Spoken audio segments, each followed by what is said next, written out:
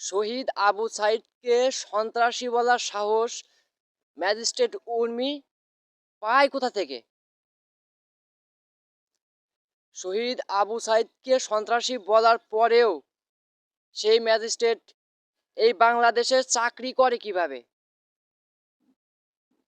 যে আবু সাইদ স্বৈরাচারী হাসিনার, ফ্যাসিস্ট হাসিনার, খুনি হাসিনার বিরুদ্ধে দেশকে রক্ষা করার জন্য, দেশের মানুষকে রক্ষা করার জন্য, দেশের মানুষের জন্য নিজের বুক পেতে দিল।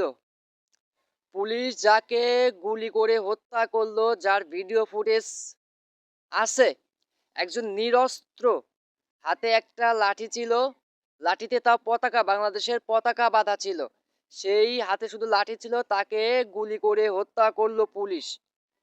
আর সেই শহীদ আবু